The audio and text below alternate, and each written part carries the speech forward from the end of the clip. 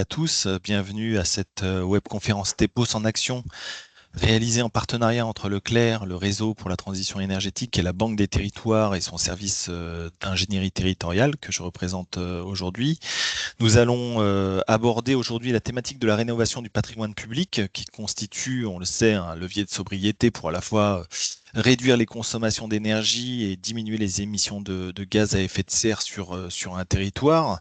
Et face à la pénurie de moyens d'ingénierie qui concerne de nombreuses communes en France, notamment les plus petites, il y a la possibilité, bien sûr, de faire de la mutualisation de cette ingénierie, et c'est notamment le rôle des conseillers en énergie partagée, formés et outillés par l'ADEME, mais il y a aussi l'enjeu des apprentissages, de la capitalisation des retours d'expérience, ce qui renvoie plus largement à la formation des élus eux-mêmes, afin qu'ils soient en mesure d'intervenir le plus possible en autonomie, qu'ils puissent établir un diagnostic, un plan d'action adapté à leur territoire et à leur spécificité. Et c'est donc à cette deuxième option que nous allons aujourd'hui, c'est cette deuxième option que nous allons aujourd'hui creuser, avec notamment les témoignages de trois intervenants qui viennent donc partager leur expérience aujourd'hui. Donc Virginie Delannoy, qui est chef de projet pour les communautés de communes du pays des Vences en Cévennes, pays Baume, Dromie et Gorges de l'Ardèche. Thomas Lebargy, technicien référent au Centre régional des énergies renouvelables en Nouvelle-Aquitaine, et Hélène Gassin, qui est directrice générale de GP Conseil. Et je voudrais donc, au nom de la Banque des Territoires et du Clair, vous remercier bien chaleureusement d'avoir bien voulu vous prêter à cet exercice. Donc, avant de passer la parole à Pauline et Charlotte, je vous rappelle simplement que nous avons 2 heures devant nous avec du retour d'expérience, de l'outillage, des apports en expertise, et vous aurez bien sûr la possibilité de prendre la parole, de vous exprimer, de questionner, de faire part de votre témoignage. Vous pourrez le faire en utilisant la barre de chat, et on essaiera autant que possible de relayer vos interrogations, vos interrogations ou vos témoignages. Vous pouvez le faire également en prenant la parole directement. Vous avez une petite icône en haut de votre écran, et vous pourrez donc lever la main, et là aussi on vous cédera bien volontiers la parole, et on vous invite à le faire, bien entendu. Cette webconférence, enfin, est enregistrée, je vous le rappelle. Et voilà, pour ces quelques mots d'introduction, et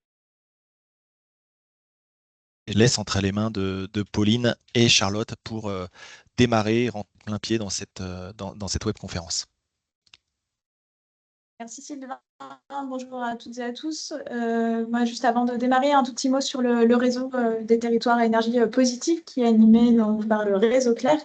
C'est un réseau qui regroupe 130 membres à peu près, dont une centaine de territoires allant de la petite commune au département, avec beaucoup d'intercommunalités.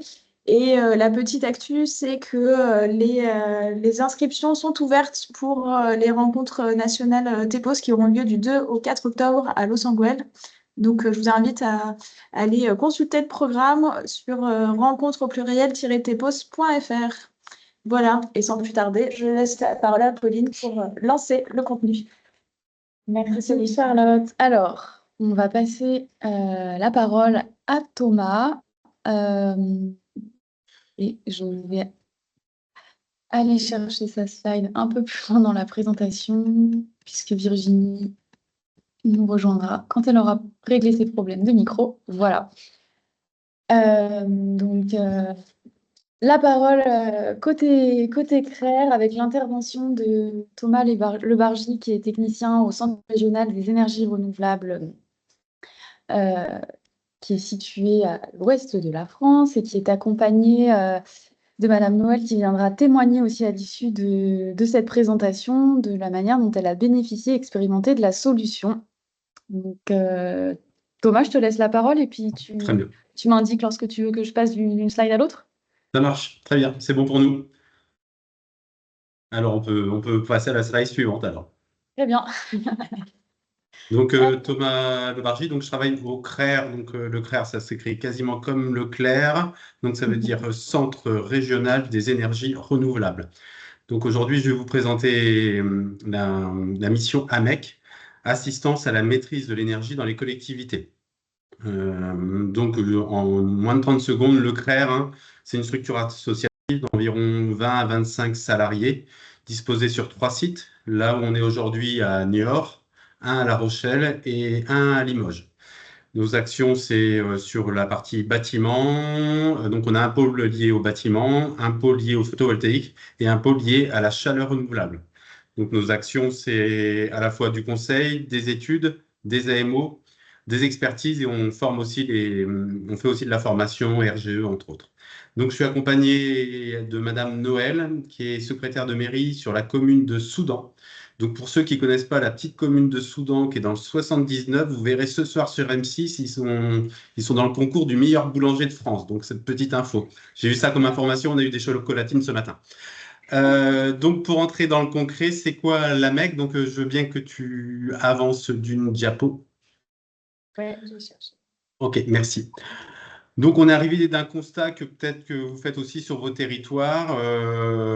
Il y a eu énormément d'actions, plans climat, de stratégies climat qui se sont mis en œuvre sur les territoires, beaucoup de plans d'action, mais effectivement, des fois, ça peine à déboucher sur des actions concrètes. On a aussi beaucoup d'audits, des fois énergétiques, de qualité, mais malheureusement qui finissent des fois dans des tiroirs ou sur des disques durs et qui sont jamais tellement appliqués. On a aussi des budgets qui deviennent limités au niveau des petites communes. Sur ces petites communes, on s'est aperçu aussi qu'il n'y avait pas d'agents dédiés à la gestion de l'énergie sur les bâtiments, contrairement aux grosses collectivités, parce que l'agent technique, il s'occupe autant des espaces verts des extincteurs, que de l'énergie. Donc, effectivement, il n'y a pas de compétences spécifiques. Et donc, de ces observations, de passer dans le côté très pragmatique, on a proposé cet accompagnement qui est une sorte de formation-action à l'accompagnement à la maîtrise de l'énergie dans les collectivités. Donc, le but, c'est d'être très pragmatique et de s'appuyer véritablement sur les compétences des communes, que ce soit les salariés des communes ou les élus, pour que ce soit eux-mêmes qui décident, qui valident le plan d'action, parce qu'on s'est aperçu qu'il n'y avait rien de mieux qu'un élu aux finances qui monte dans une toiture et qui s'aperçoit qu'il n'y a que 5 cm d'isolant sur l'école primaire pour passer à l'action derrière. Parce que tant que ça reste sur du papier, on a du mal. Le jour où on cherche la trappe de visite pour accéder au comble et qu'on s'aperçoit effectivement qu'on n'a que 5 cm d'isolant, là, ça permet de déclencher véritablement les actions. Donc, c'est des actions qui sont menées à l'échelle de plusieurs communes. Plusieurs communes sont mobilisées, 10, 15 communes sur un territoire. On est toujours accompagné de la personne en charge de l'énergie sur ces territoires-là, qui est d'une grande aide pour plein de points, d'un point de vue technique et logistique. Et donc, ça se passe comme ça. On essaye de sélectionner 10, 15 communes et on passe sur cette formation-action que je vais vous décrire en quelques minutes. On peut passer à la diapo d'après. Ça marche. Hop.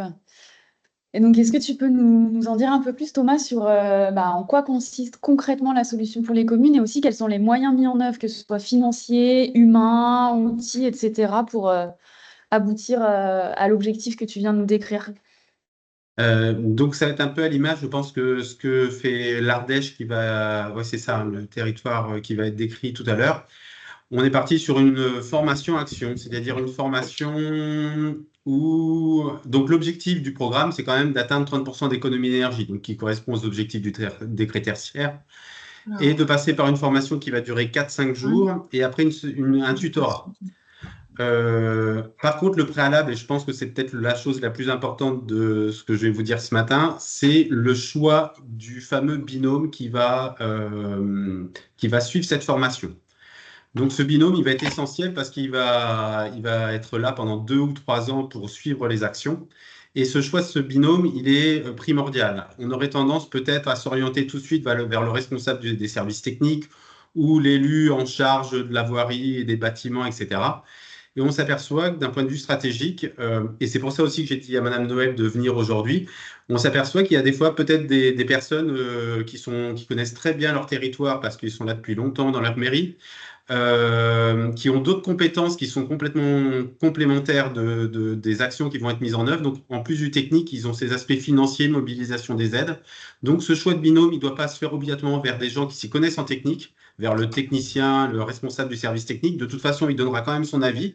Donc, on va l'associer, mais ne pas négliger et voire même faciliter la possibilité pour là, on a une secrétaire de mairie qui, à la base, elle l'expliquera, n'était pas particulièrement compétente sur les aspects énergétiques, mais au final, on a plus de résultats sur ce type de commune que sur les autres communes.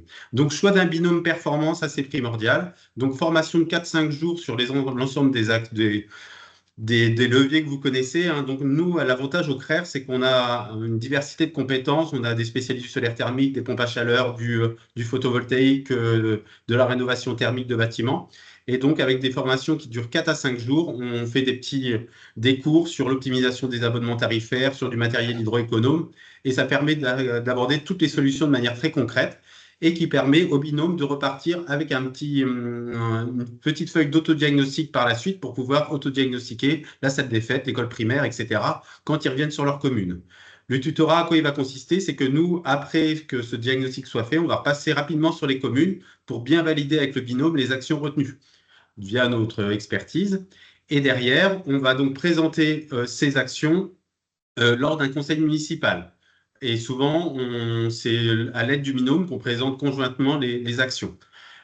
Et les actions, c'est une feuille qui va décrire les actions à mettre en œuvre. Donc, ça va être la diapo d'après.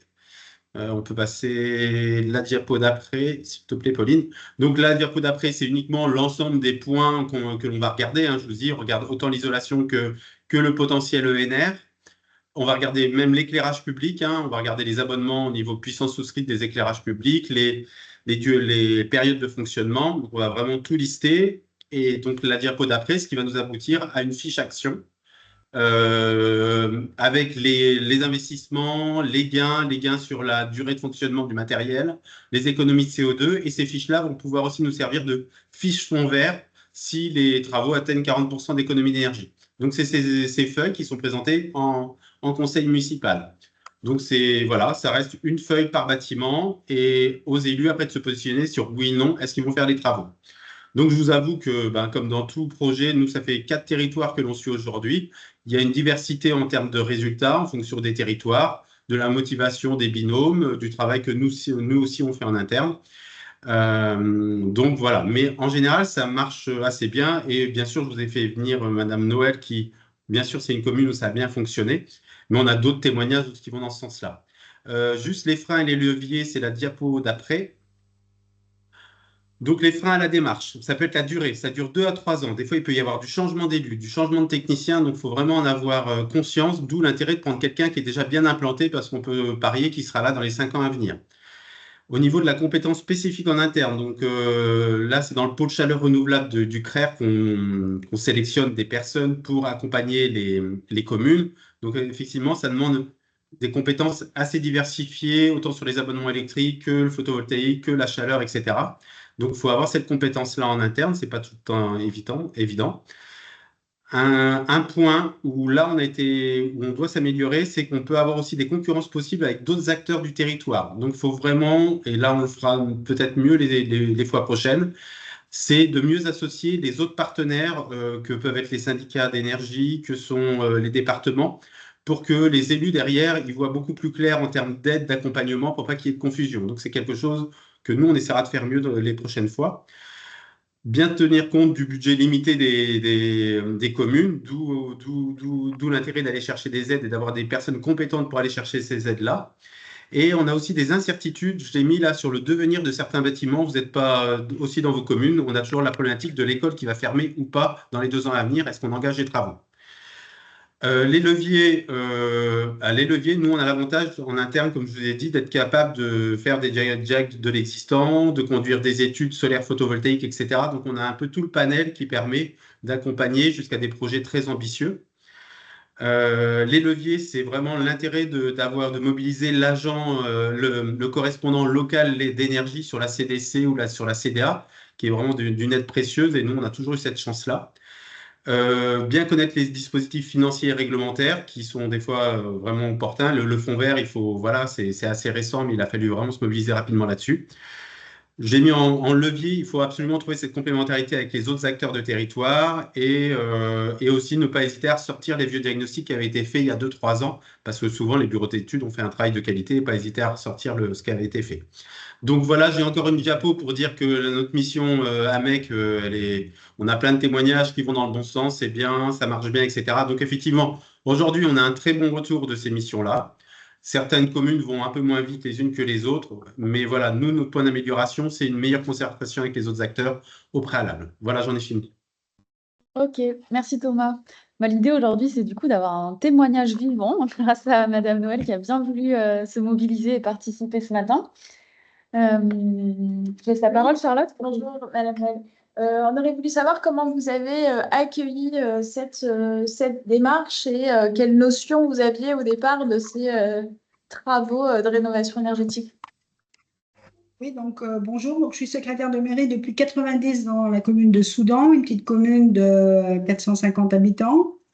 La démarche, on l'a bien accueillie. On a tout de suite adhéré à la démarche avec l'adjointe Madame Grelet, qui est une femme et moi aussi, je suis une femme. Donc, on a un binôme totalement féminin. Et donc, on n'avait aucune notion thermique, ni l'une ni l'autre. Et donc, monsieur le directeur du CRER nous a bien expliqué toutes les notions de façon très pragmatique et en nous donnant de nombreux exemples. C'est bon. Et alors, Parfait. Merci beaucoup. Au revoir. Juste Monsieur Christophe. Non. Il y a quelqu'un qui n'avait pas coupé son micro. pardon, C'est quelqu'un bon, qui n'avait pas excusez-nous. coupé Ça son micro. Et concrètement, qu'est-ce que vous faites dans ce cadre? C'est quoi votre rôle? Voilà, donc nous, avec mon élue référente, on a suivi donc les 5 jours de formation dispensés par le CRER. De retour dans notre commune, nous avons relevé les consommations énergétiques de nos différents bâtiments. Donc, on avait l'école, mairie, salle des fêtes, maison des Agatis, c'est une maison associative. La salle de la Rosa, c'est une autre salle qui est plutôt pour conseil municipal et cérémonies. Et 2 logements conduits. Ensuite, on a mesuré et décrit pour chaque bâtiment les matériaux, l'isolation en place, le mode de chauffage. On a relevé tout ça et on a complété les tableaux fournis par le CRER qui étaient très compréhensifs et à la portée de tous. Avec ces éléments, avec notre concours, le CRER nous a proposé et chiffré les actions à mener à court et long terme. Ce dispositif a donc permis aux élus d'élaborer un programme pluriannuel d'investissement. L'avantage d'exercer les fonctions de secrétaire de mairie, c'est que souvent, les petites communes, comme je disais tout à l'heure, on connaît très bien nos bâtiments avec leurs atouts et leurs faiblesses. Et on a aussi, nous, en tant que secrétaire de mairie, l'habitude du fonctionnement des demandes d'aide, de subventions. Et donc, les travaux ont été votés, ce que vous expliquez avec le plan pluriannuel d'investissement? Voilà, tout à fait. Donc, on a commencé par les élus ont privilégié le remplacement de la totalité des 80 lampes d'éclairage public en LED. Sur cette action, on a obtenu 80% de subvention, donc le maximum autorisé par la loi. Donc, on a eu 28,04 de DETR, dotation d'équipement de territoires ruraux, et 51,96% du CIED. Le reste à la charge de la commune s'est élevé à 13 475 €. Donc un montant faible, et on a fait 50% d'économies d'énergie qui ont été constatées, donc un bilan très positif. Donc en 2023, on a procédé aussi de remplacement de toutes les lampes LED des bâtiments pour un coût de 7 109 €, parce que là, au fur et à mesure, quand elles grillaient, bon, on les changeait quand même en LED, hein, et on a été soutenu par le CIED à hauteur de 30%. Ils ont un programme, le CIED, donc je ne sais pas si tout le monde sait ce que c'est. Le CIED, c'est le syndicat d'énergie des Deux-Sèvres, où on est abonné au niveau de l'électricité. On n'a pas EDF, donc voilà. Ok. Voilà, donc ils ont fait plusieurs programmes d'aide pour les collectivités. Donc ça, c'était le programme à gare rapide. Donc, toujours dans le programme à gare rapide, on a remis à niveau l'isolation des combles et procédures de remplacement d'ouverture en simple vitrage de l'hôtel-restaurant L'Orangerie qu'on a racheté tout récemment, c'est-à-dire que cet hôtel-restaurant était à vendre. Les candidats à l'achat étaient des gens du sud de la France qui voulaient faire des logements sociaux. Et donc, la commune a préempté pour garder son commerce. Donc, pour l'instant, on a acheté les murs et donc on a remis à niveau l'isolation. Et Ok. tout ça, voilà. Après, nous avons aussi des chaudières à fioul qui sont vieillissantes. Donc, on a un autre projet que je vais vous décrire après. Mais là, on a, en attendant, sous le conseil du CRER, on a mis une régulation sur thermostat d'ambiance, ce qui nous a permis une consommation minorée de fioul. On ne peut pas trop vraiment la chiffrer parce que cet été, comme tout le monde sait, l'hiver a été très doux. Et puis, c'est pas comme la chaudière, le fioul, ben, soit c'est plein, soit c'est plus compliqué. Mais une chose est sûre, c'est qu'habituellement à l'école, on faisait le plein dans l'hiver, là, on ne l'a pas fait. Donc, ça a bien eu une diminution.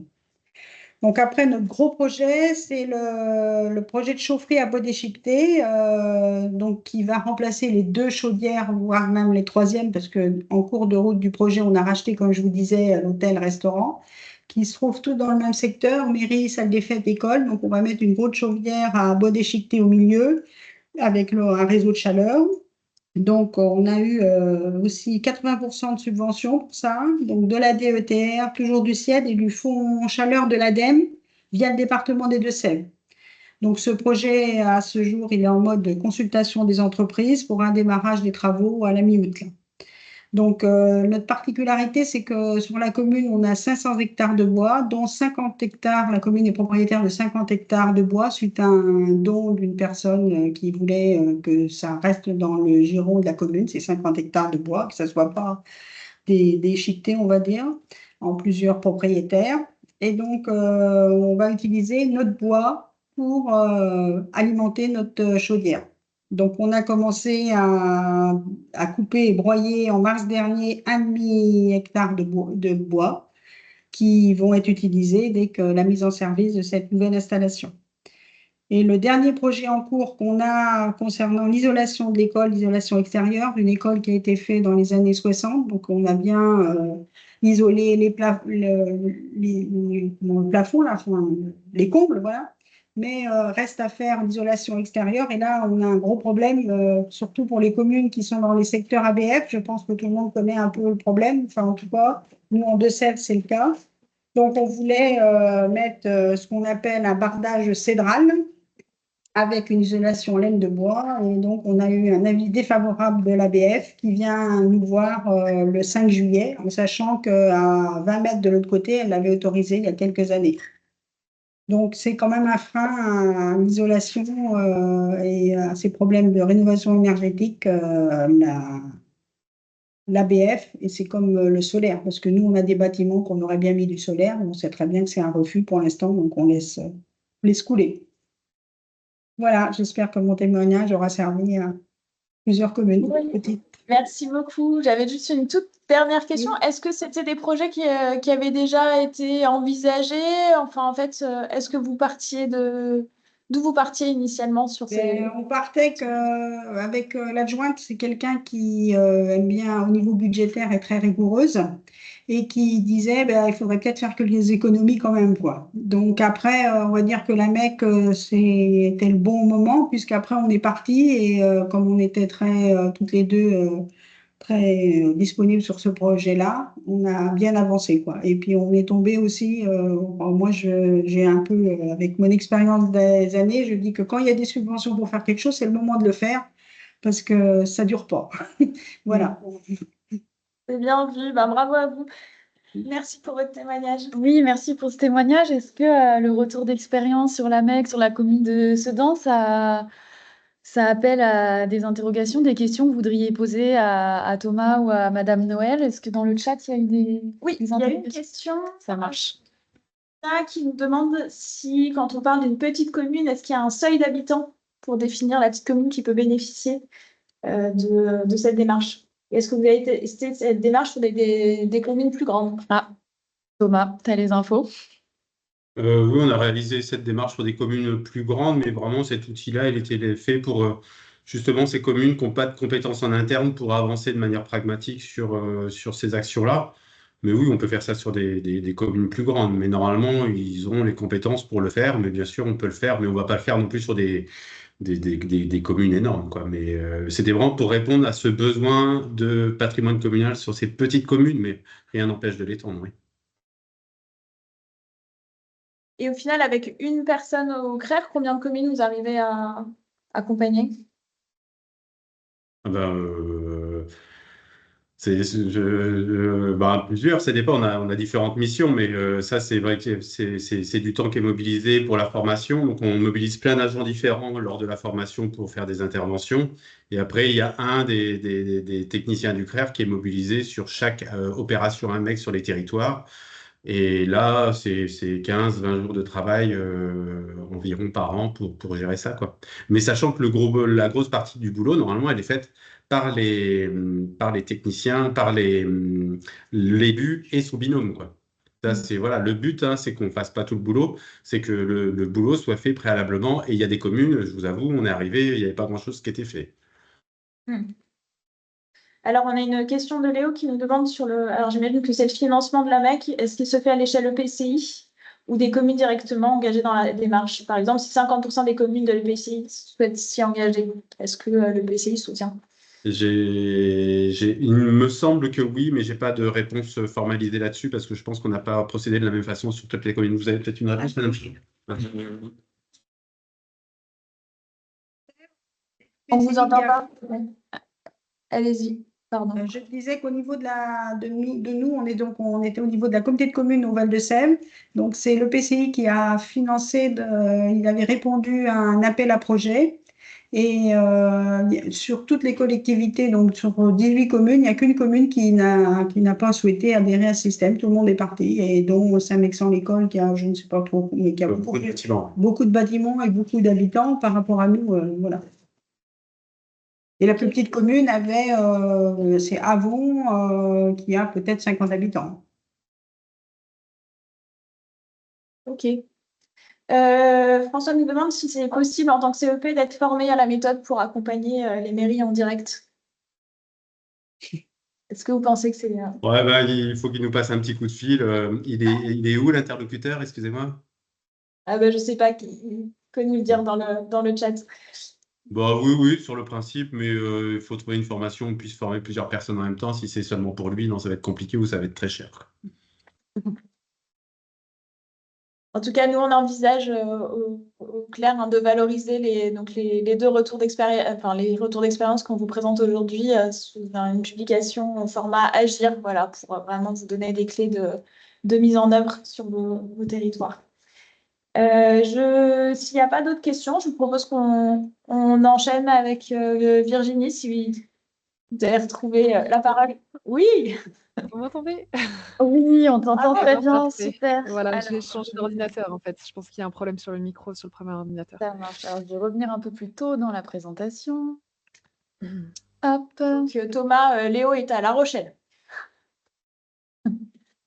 Ah, c'était Léo. Ah oui, alors Léo, ouais, d'accord. Mais ça, on va se voir en direct prochainement. Merci. La formation spéciale pour Léo.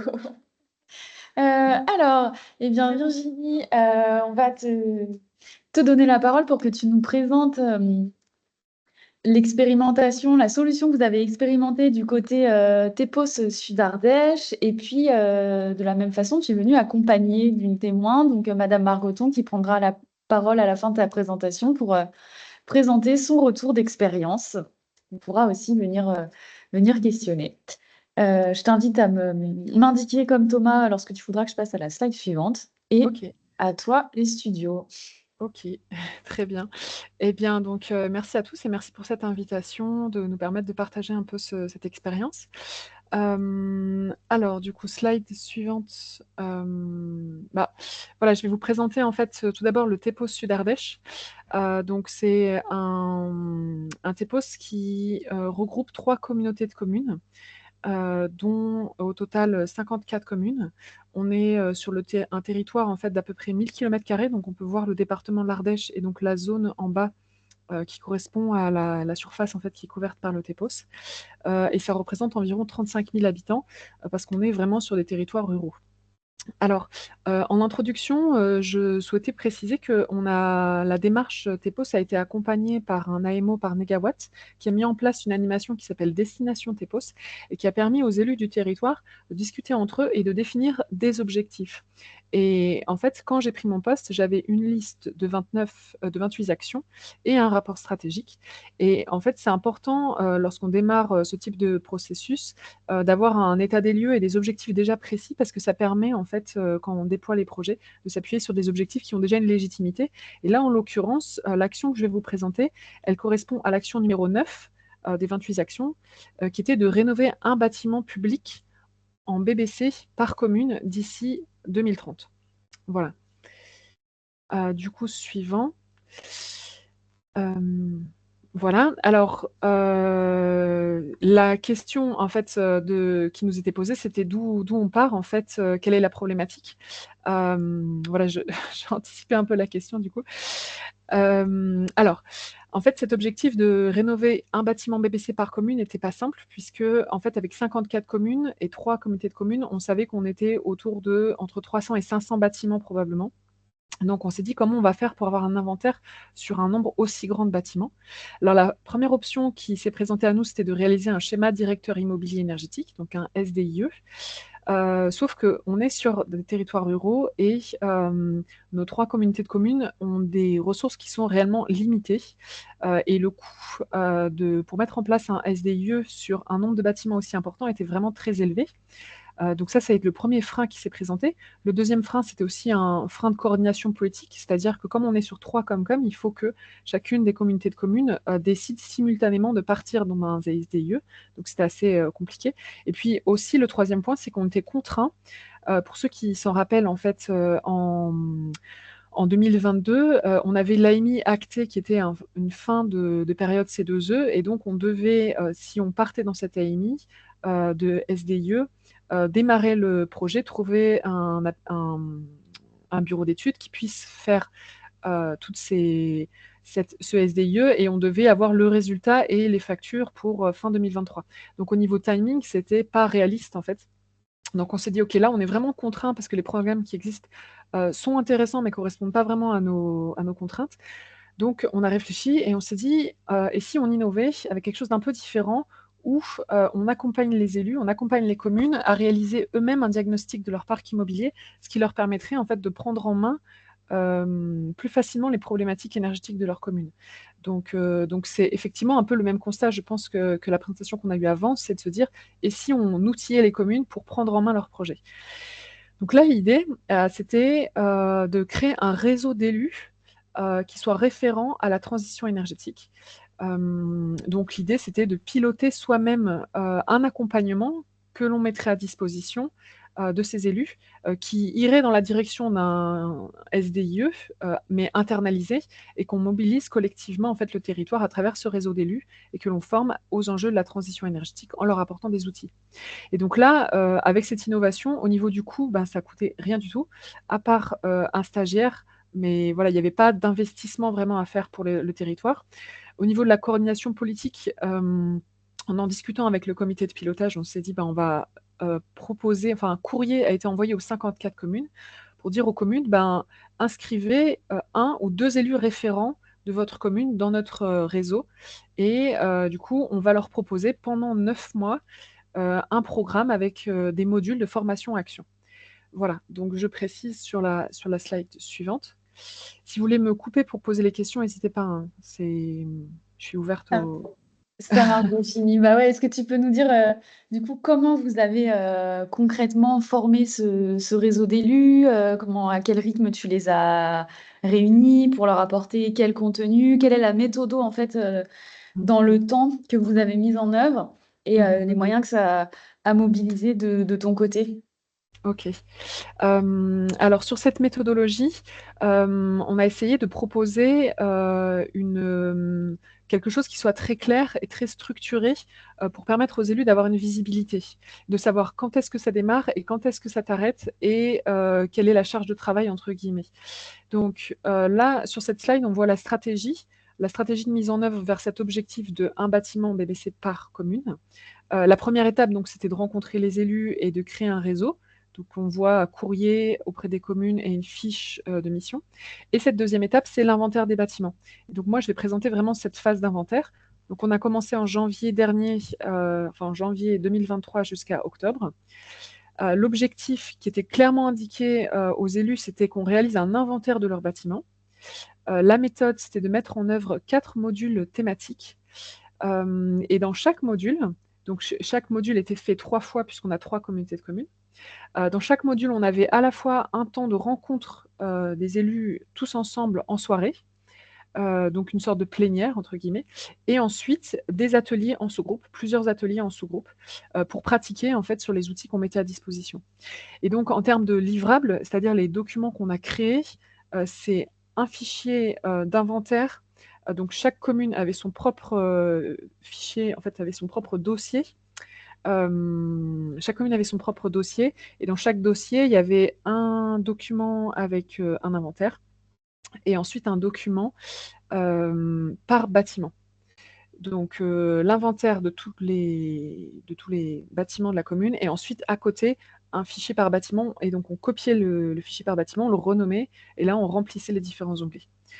Voilà. Alors sur le calendrier, en février, donc on avait fait un module sur les factures. Donc là, c'était le premier module. Donc déjà, l'idée, c'était d'expliquer un peu la proposition au réseau des élus, les inviter à venir avec leurs factures. Et donc, on leur a montré les différents outils qu'on a créés. Et en sous-groupe, en atelier, on les a invités donc à remplir en fait le document en question, le fichier avec les éléments de leur facture. Donc, je montrerai après une capture d'écran. Donc, le premier module, c'était vraiment sur les factures, et l'objectif, c'était de leur permettre de bien identifier quelles étaient les consommations de leur bâtiment.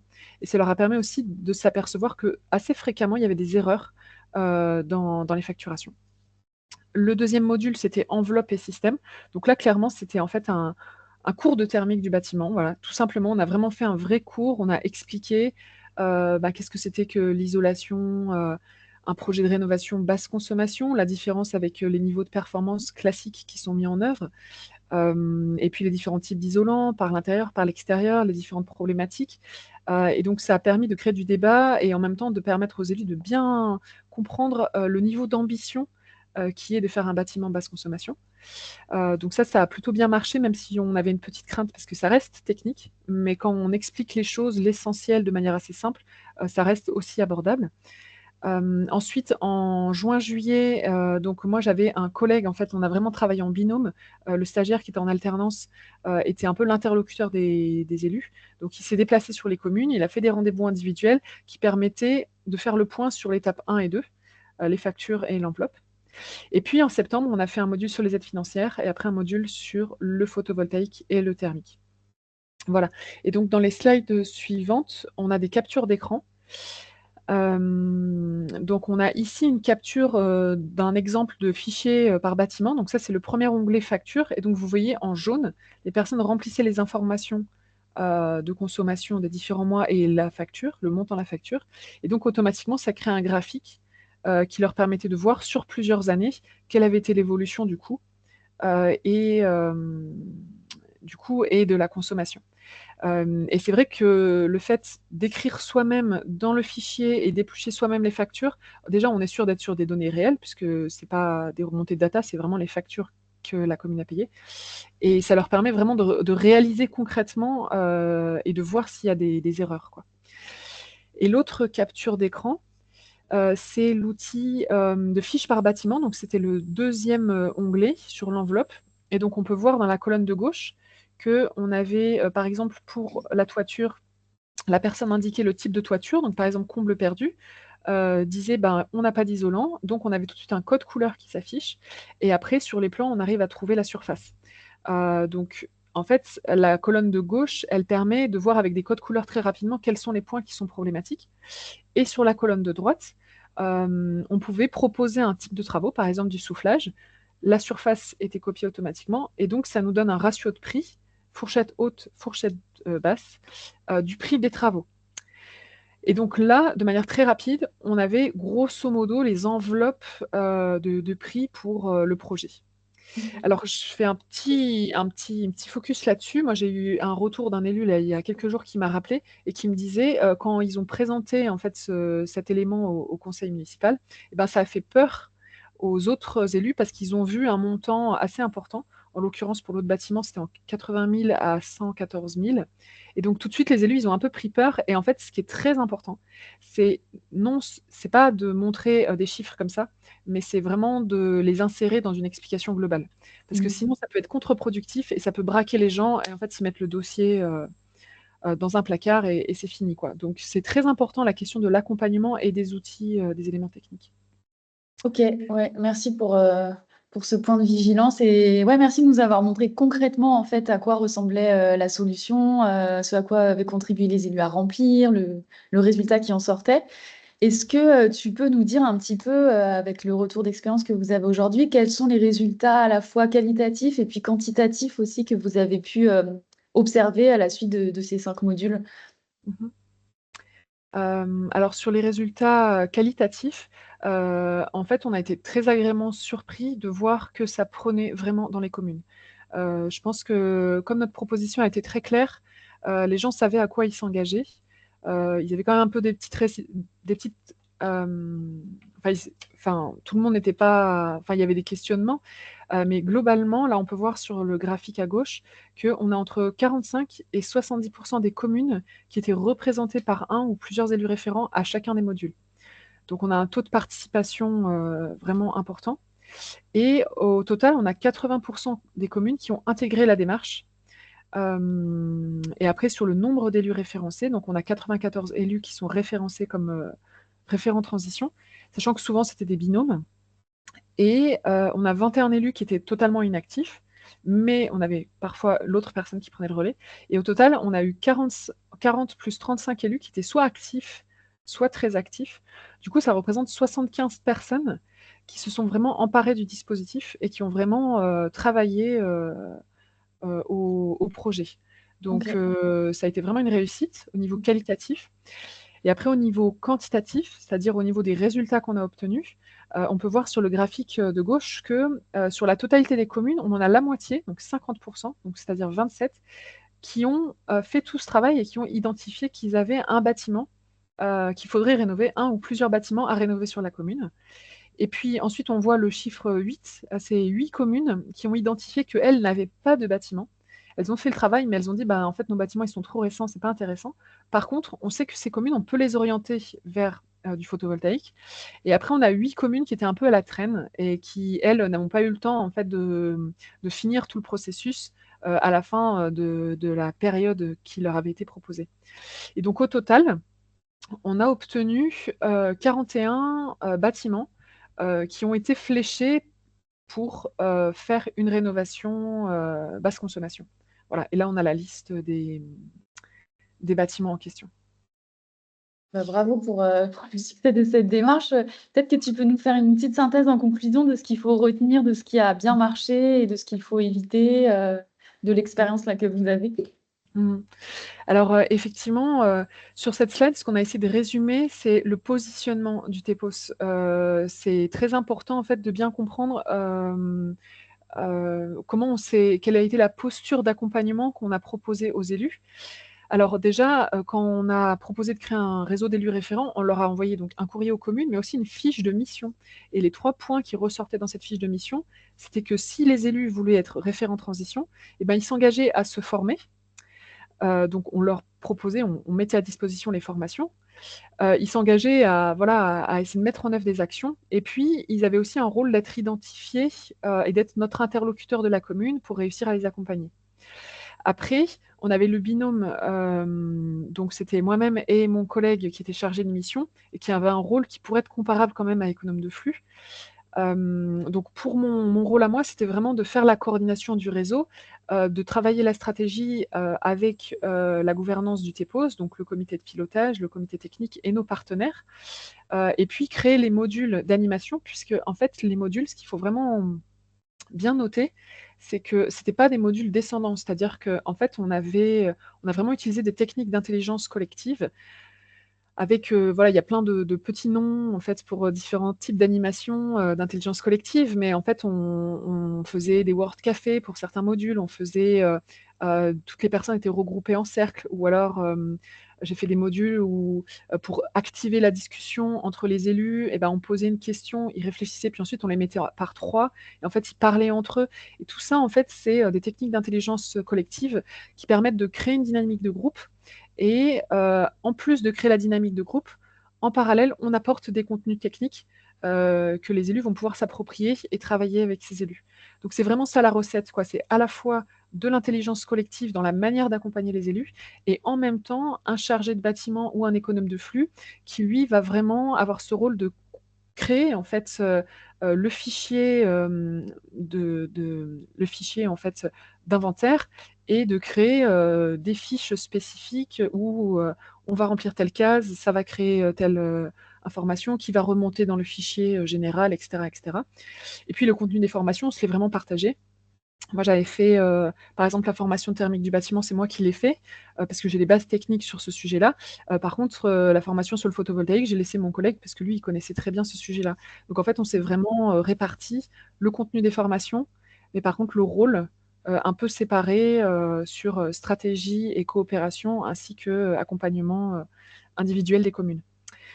Voilà, et donc ce qu'il faut retenir, c'est que, clairement, c'est ce qui est intéressant et c'était vraiment à Paris, c'est que quand on a rencontré les élus, on y allait un peu, en étant très transparent. On leur a dit: «En fait, on n'a pas les moyens, avoir une personne qui va, compléter et faire des études sur 300 bâtiments, 300 ou 500 bâtiments. C'est pas possible». Donc on l'a vraiment dit, notre objectif, c'est de faire une rénovation par commune. Le nombre de techniciens et le nombre de projets qu'il faudrait développer, il est trop important pour être délégué à une seule personne. Donc le parti pris, c'est de vous permettre, vous, en tant qu'élu, de vous saisir des problématiques de votre commune. En tout cas, la ligne rouge, enfin le fil rouge, c'était de vous saisir de cette problématique de vos bâtiments. Et puis, nous, on vous forme pour que vous puissiez monter en compétences et ensuite, on vous met à disposition des outils opérationnels qui vont vous permettre, en fait, d'identifier chaque étape et d'avancer dans votre processus. Voilà. Et le résultat, eh ben, ça a été le portage politique. C'est que les élus se sont vraiment appropriés, ces questions. Ils ont été vraiment moteurs.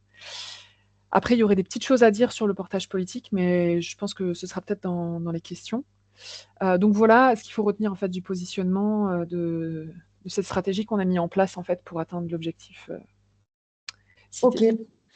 Et alors aujourd'hui, où en êtes-vous par rapport à cette démarche? Eh bien, en fait, la problématique de notre territoire, c'est qu'on est vraiment dans un problème de ressources. C'est que, là, on a réussi à valider l'étape 2 et la valider haut la main. On ne s'attendait pas à ce que ça fonctionne aussi bien et on est vraiment très contents, et puis humainement, c'est vraiment très chaleureux de rencontrer des élus qui sont motivés, ça donne de l'énergie, donc ça, c'était très chouette. Et donc maintenant qu'on a notre inventaire et qu'on sait quels bâtiments sur lesquels on pourrait travailler, eh ben, l'idée, c'est de passer à la phase 3, pardon, d'un portefeuille projet. En fait, on a fait un inventaire des 300 bâtiments et on a réalisé un portefeuille de 41 projets. Donc maintenant, on a ce portefeuille de 41 projets et l'idée, c'est de passer, à l'étape, voilà, de planifier, les travaux, d'avancer. Donc il y a 2 choses. En termes de ressources, on devait, enfin, on est toujours en questionnement pour avoir un économe de flux et pour financer cet économe de flux qui reprenne la suite du stagiaire, parce que le stagiaire, il n'a pas pu, rester sur notre territoire, il préférait, voilà, retourner dans son lieu de vie, d'origine. Et on travaille aussi potentiellement à faire une étude, tiers financement public, en fait, c'est une étude, surtout pour voir comment on va financer les projets. Et donc là, les actions, 2024, c'est on a un portefeuille projet, mais les bâtiments, ils ne sont pas aux mêmes étapes. C'est-à-dire qu'il y a certaines communes qui ont identifié un nouveau projet. Elles se sont dit: «Ben, ça, c'est notre bâtiment passoire, on va faire quelque chose là-dessus». Mais il y a aussi des communes qui ont déjà des bâtiments sur lesquels elles avaient prévu de faire des travaux et que quand on est arrivé, elles se sont dit: «Ah, mais en fait, là, les travaux qu'on a prévu de faire, c'est pas du BBC». Donc du coup, ce qu'il faudrait, c'est recréer 3 groupes. Un groupe pour les projets émergents, ceux qu'on a fait émerger avec notre, dispositif. Un groupe pour les projets existants, mais qui ne sont pas assez performants. Et là, l'idée, c'est de remonter le projet vers un objectif de basse consommation. Et puis un 3e groupe pour les élus qui sont vraiment moteurs, mais qui n'ont pas spécialement, de fil rouge de bâtiments à rénover, mais qui pourraient éventuellement partir sur un projet photovoltaïque ou autre chose. voilà là où on en est aujourd'hui et du coup, on est un peu en stand-by parce que, en fait, c'est très difficile de trouver des économes de flux, c'est très difficile de trouver des stagiaires et en fait, on n'a pas réussi à trouver des personnes qu'on pouvait mobiliser pour continuer, la suite du dispositif. Donc là, on est un peu, en stand-by, sachant qu'on a des pistes pour, les prochaines semaines. Et donc moi, ce que je voulais partager aussi avec les personnes, c'est que le dernier atelier que j'ai animé moi-même, enfin toute seule en février, c'était un atelier bilan avec à la fois une première partie de l'atelier où vraiment on a créé un débat pour que les élus vraiment disent ce qu'ils en pensent, en fait, ce qui a bien marché, ce qui n'a pas marché, quelles sont leurs difficultés, etc. Et la deuxième partie de la réunion, c'était ce qu'on appelle un peu des World Cafés, c'est-à-dire on avait des tables avec des sujets thématiques et les élus passaient d'une table à une autre pour compléter en fait leur retour d'expérience sur la loi APER, qu'est-ce qu'ils avaient compris de la loi APER, quelles étaient leurs difficultés, le photovoltaïque de manière générale, le BBC et les autres problématiques énergie, quoi. Voilà, et donc je me dis que ça peut être intéressant de partager vraiment de manière ouverte avec les gens les contenus de ce que disent les élus et de leur retour d'expérience. Donc les comptes rendus, c'est des liens, normalement on peut cliquer dessus. Et après, le site du TEPOS, en fait, on a créé un site qui s'appelle sudardèchetransition.fr. J'ai créé d'autres onglets pour les autres programmes du territoire Sud-Ardèche. Et le premier onglet TEPOS, vous avez un descriptif assez précis de toutes les étapes, ce qu'on a fait et pourquoi on l'a fait. Et je partage de manière complètement ouverte le contenu des formations. Parce que si ça peut servir à d'autres, autant essaimer cette expérience qui a bien réussi. Donc voilà où on en est aujourd'hui. Merci Virginie pour ta présentation et puis pour aussi cet esprit des communs, de partager les outils méthodos. C'est un peu le but du réseau aussi, de diffuser les initiatives qui marchent bien. Et donc, évidemment, on l'a dit en intro, hein, le support sera accessible. Vous pourrez retrouver tous les liens et les sites communiqués par Virginie. Et on va sans plus tarder donner la parole à Madame Margoton qui va témoigner de son implication dans ce dispositif. Est-ce que vous nous entendez bien? Est-ce que vous pouvez allumer votre micro? Parce qu'on ne vous entend pas. Voilà. C'est parfait. Merci d'être là avec nous aujourd'hui pour nous raconter votre expérience. Charlotte, je te laisse la parole. Peut-être est-ce que vous pouvez vous présenter, savoir quelle est votre fonction et puis présenter votre commune. Oui, donc merci à vous pour cette invitation. Merci à Virginie pour tout le travail qu'elle a fait. Donc, moi, je suis élue sur une commune de 970 habitants. Donc, on est une petite commune d'une des 3 communautés de communes. On est sur le pays des Vents en Cévennes. Et donc, nous, on avait déjà commencé un petit peu on était un petit peu sensibilisés à tout ça. On a du photovoltaïque sur tous nos toits communaux, y compris ceux de l'église, depuis 3 mandats déjà. Grâce au parc national des Cévennes, on a restauré notre éclairage public. Donc, ce qui fait qu'on est passé en LED même avant la démarche TEPOS. Voilà, je ne sais pas si vous voulez savoir d'autres choses sur la commune. Donc, vous aviez déjà du PV et de l'éclairage public rénové. Est-ce qu'il y avait déjà des réflexions sur la rénovation des bâtiments? Est-ce que le bâtiment basse consommation, c'était déjà dans vos lignes de mire? Alors, le bâtiment basse consommation, on avait eu un projet il y a quelque temps pour une cantine communale qui n'a pas été réalisé faute de moyens. On faisait de la rénovation thermique, mais à chaque fois, c'est des petites choses. On va changer les fenêtres, les huisseries, de l'isolation des combles quand c'est possible, mais c'est vraiment des travaux qu'on pouvait réaliser, mais qui étaient assez limités en fait. Alors, qu'est-ce que vous retirez de la formation là, en 5 modules? Alors, c'était une formation qui était très intéressante. Moi, je n'ai pas pu suivre intégralement tous les modules, mais c'était vraiment à chaque fois très intéressant. J'ai appris plein de choses. On a accueilli la démarche avec beaucoup d'intérêt. Après, il faut savoir que dans les petites communes, c'est difficile d'avoir des personnes ressources compétentes. Donc, quand on a des techniciennes et des techniciens compétents qui peuvent être mutualisés, c'est vraiment une chance et une force pour nos communes. Donc là, c'était vraiment génial d'avoir Virginie et son collègue. Donc le bilan des consommations énergétiques des bâtiments, elle est vraiment parlante. Au début, c'est assez rébarbatif comme travail. On se dit, oh là là, c'est compliqué. Les points, en plus, quand on a les factures, c'est pas toujours des adresses, mais des fois, c'est des points de livraison. C'est un peu opaque. Des fois, il faut pas se le cacher. Mais on arrive toujours à trouver. Le document était très bien fait et du coup assez facile à remplir. Et les résultats sont vraiment parlants pour aller parler à un conseil municipal. Ça permet vraiment de dire, bah, regardez, voilà tout ce qu'on consomme.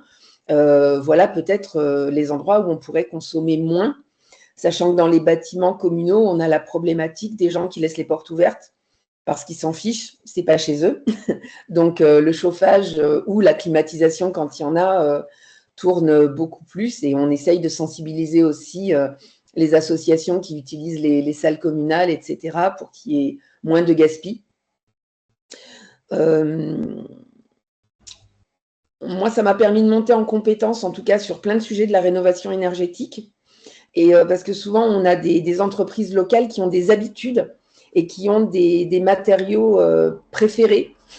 Et du coup, c'est un petit peu compliqué quand on ne sait pas de quoi on parle, d'aller leur dire oui, mais là, telle méthode, pourquoi vous ne nous proposez pas ça pour la rénovation de ce bâtiment?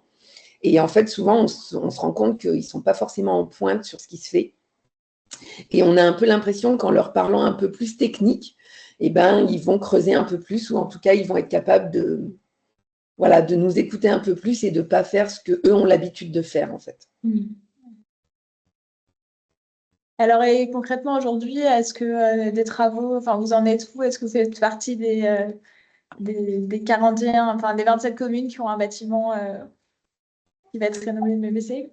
Alors oui, disons que nous, on a... Alors, en fait, on en a deux peut-être. En fait, on était parti sur un bâtiment qui a 3 logements. Et bon, après, on a la limite des finances des petites communes aussi. On a plein de projets et on doit s'endetter à chaque fois pour faire nos projets. Donc, que ce soit des projets de création ou de rénovation. Donc là, on a un projet de création d'une maison médicale qui va être, elle, BBC, mais qui était un projet qui avait été lancé un peu avant le TEPOS. Mais le TEPOS nous a, je pense, vraiment incité à le faire en BBC et pas juste voilà, un peu propre.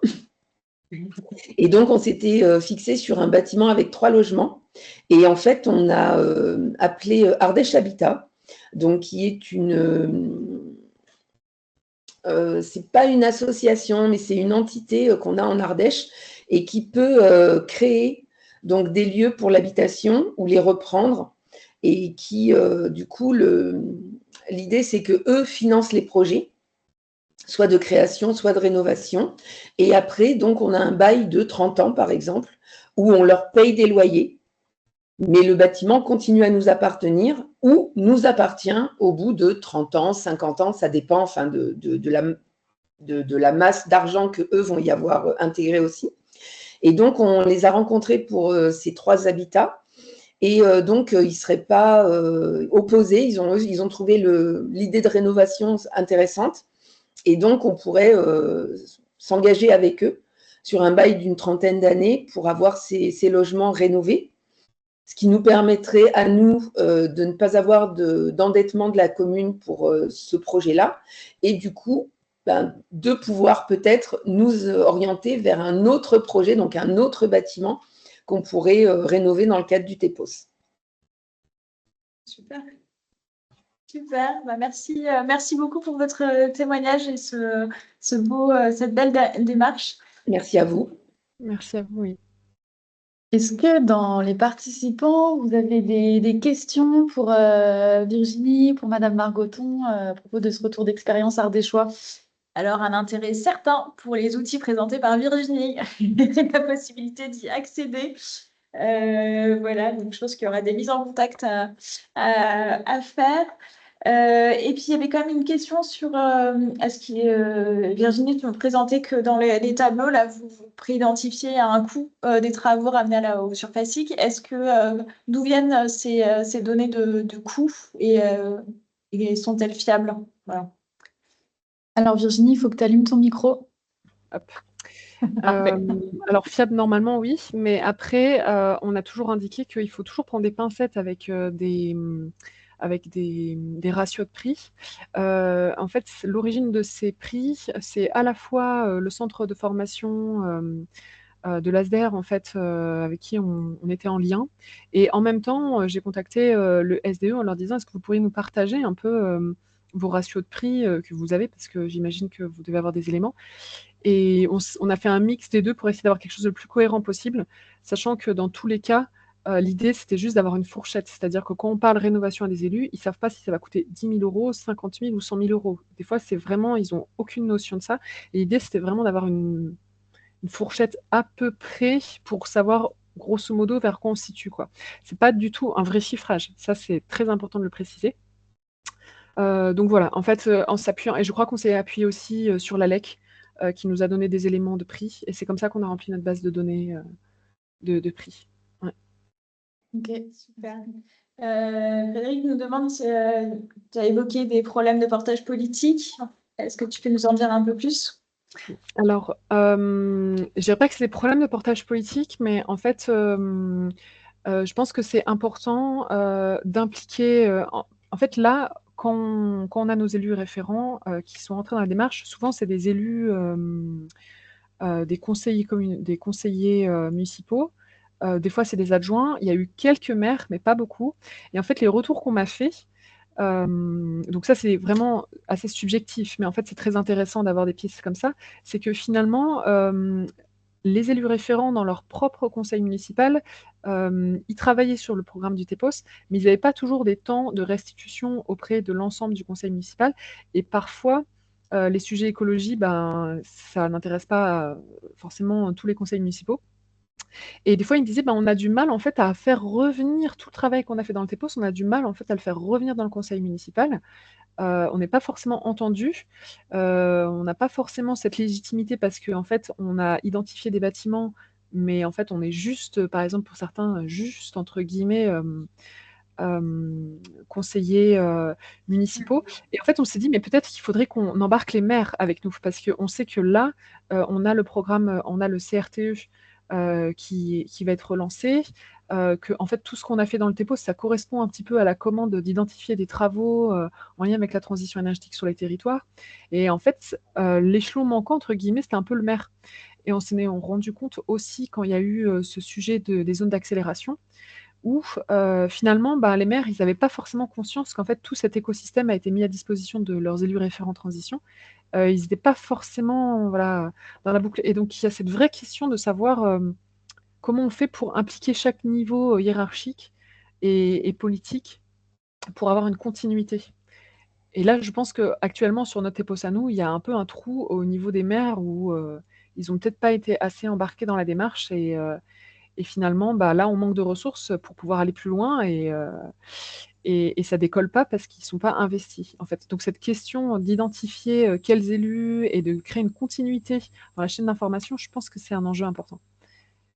Voilà, et je pense que Magali, peut-être tu veux enfin, après, c'est différent sur chaque commune, mais tu peux compléter, j'imagine. Oui, complètement. Et en fait, le problème avec les élus, c'est que les gens à qui on va proposer une démarche TEPOS, bien souvent, sont des gens qui sont très impliqués et qui ont vraiment compris l'intérêt écologique et humain de la chose. Par contre, les maires, soit sont vraiment submergés par tout un tas de réunions et de choses, donc ils se déchargent sur un conseiller de cette démarche-là. Et c'est vrai qu'on a vraiment vu, mais pour plein d'autres choses aussi, ce problème de temps de conseils municipaux, de pouvoir dire par chaque élu qui s'occupe de quelque chose, avoir une restitution de son travail, en fait. Mais ça, c'est pas que pour le TEPOS. Et pour le TEPOS, il y a plein de choses qui ont vraiment fait peur aussi aux élus. C'est le prix des rénovations et le fait de ne pas forcément réussir à avoir tout de suite. Enfin, c'est un peu capricieux, c'est un peu le gamin qui veut voir tout de suite le cadeau de Noël, mais c'est de ne pas voir tout de suite les subventions qui vont pouvoir être mises en face des travaux.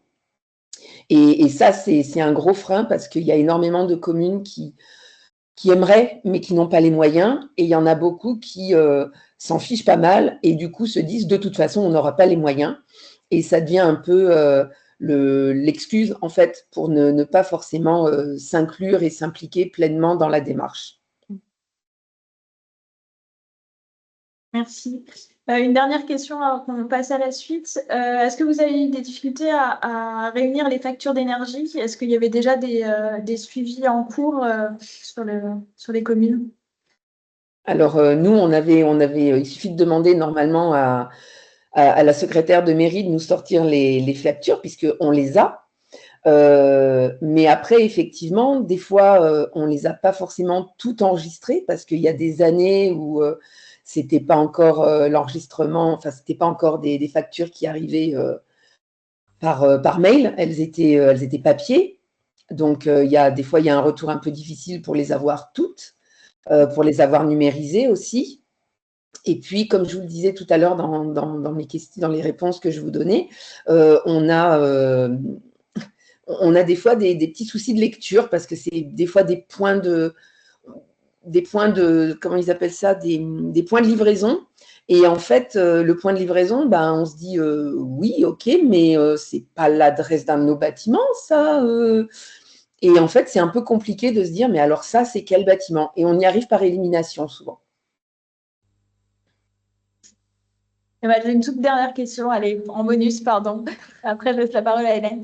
Est-ce que le fait de suivre une formation groupée, d'avoir ce réseau d'élus référents, est-ce que vous faites appel aux uns et aux autres sans passer forcément par Virginie? Enfin, en gros, est-ce que ça crée un collectif? Alors, je sais pas s'il y en a qui se sont vus hors du cadre du TEPOS. Après, c'est toujours bien d'avoir comme ça une synergie entre élus parce que effectivement, ça permet de se dire, bah tiens, le jour où j'ai besoin d'un renseignement, je vais plutôt aller directement vers tel élu plutôt que d'aller appeler la secrétaire de mairie en disant, ben voilà, j'aurais besoin de tel renseignement. Et la personne va peut-être demander au maire qui n'aura pas le temps de répondre ou va pas forcément vous diriger vers la bonne personne ou elle-même n'aura pas la réponse à vous donner. Parce qu'on a aussi dans nos mairies des petits problèmes de communication, des fois, entre élus et secrétariat. Et du coup, c'est intéressant. Moi, je trouve ça très, très intéressant. Mais après, c'est vrai que moi, j'ai pas eu besoin d'appeler d'autres élus et j'en ai pas qui m'ont appelé. Ça marche. Merci.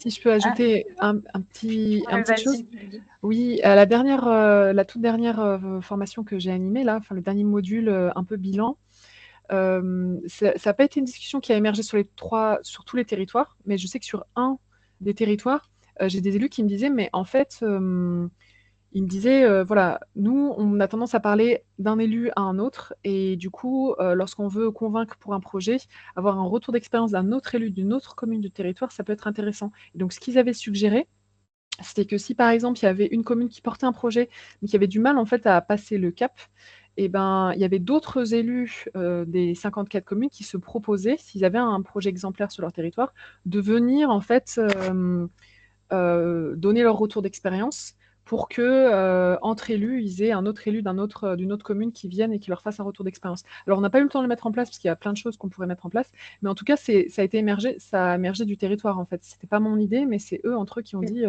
on devrait faire ça, se soutenir entre élus, ce sera plus facile dans nos conseils municipaux pour faire avancer les projets. Donc, voilà. Merci de nous partager ce retour aussi sur la volonté des élus d'être mis en réseau. Ça nous conforte dans nos rôles d'animatrice de réseau aussi. Alors, merci pour votre témoignage. Merci On va à vous. maintenant donner la parole à Hélène pour une troisième et dernière intervention ce matin. Hop. Et donc là, on a eu 2 présentations plutôt sur des thématiques de rénovation du patrimoine public. Et toi, Hélène, tu vas nous parler d'une étape d'après, de ceux qui sont déjà peut-être bien avancés sur la réno et qui pensent solarisation. Et donc, tu vas nous présenter une démarche en cours d'expérimentation et de finalisation. Alors, on ne t'entend pas, Hélène. Cependant, ton micro semble allumé. Attends, Hélène, on ne t'entend pas. Non. Non. Décidément, c'est la matinée des problèmes de micro. Pourtant, tout à l'heure, ça marchait.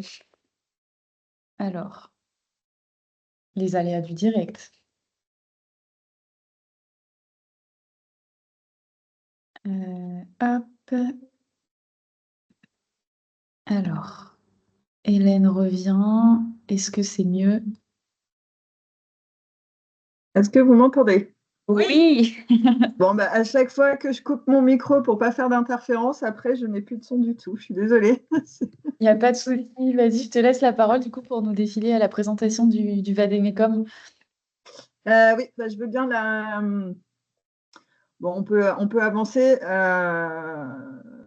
Donc, le Vademecum en quelques mots, mais on va peut-être aller directement sur la démarche. Je ne sais pas où on en est en termes de temps, mais Bah, on attend que tu nous présentes les enjeux, les constats qui vous ont conduit à mettre en place ces démarches et que tu nous déroules ensuite qu'est-ce que Ouais, les alors en solutions fait, possibles. le Vademecum, c'est un peu un pari, c'est l'idée d'avoir un outil. Alors, c'est strictement dans la même lignée que ce qui a été présenté avant, même s'il n'y a pas de dimension formation, en tout cas à ce stade, dans l'outil. C'est vraiment un outil.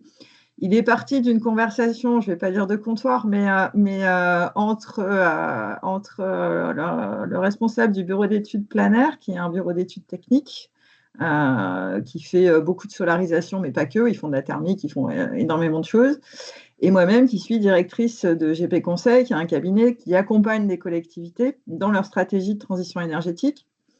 Et on est parti d'un ensemble de constats qui étaient que si on veut généraliser, c'est très bien de faire appel à eux pour le technique et à nous pour la stratégie, mais ça ne va pas être possible de faire ça partout. Et il n'y a pas beaucoup de collectivités qui ont les moyens de se payer des prestataires à tir-larigot. Et par ailleurs, on observe chez nos interlocuteurs en charge de l'énergie, notamment dans les collectivités, on travaille beaucoup avec des collectivités plutôt rurales, ou en tout cas pas des métropoles et des très grandes structures, que les chargés de mission passent finalement autant de temps à chercher des sous et rédiger des cahiers des charges, donc répondre à des appels à projets et rédiger des cahiers des charges pour trouver des prestataires, que à faire leur travail, et notamment, on l'a vu, l'importance de l'animation et de l'accompagnement des collectivités dans la vraie vie.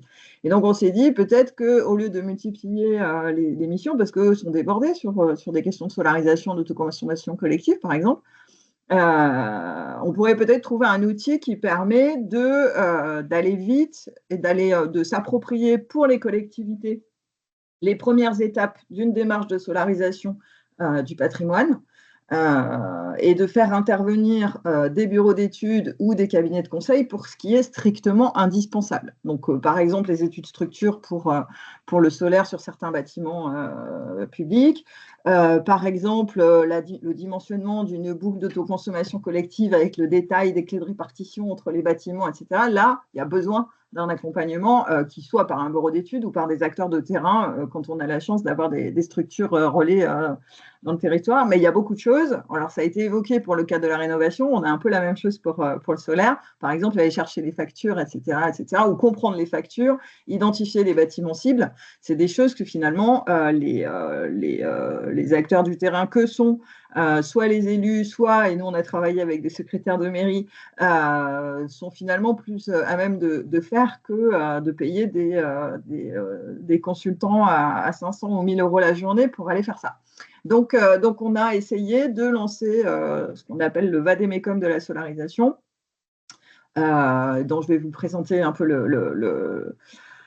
la méthode, etc., sachant qu'il n'est pas encore publié. Ce sera un outil qui sera gratuit, accessible, libre de droit, etc., etc.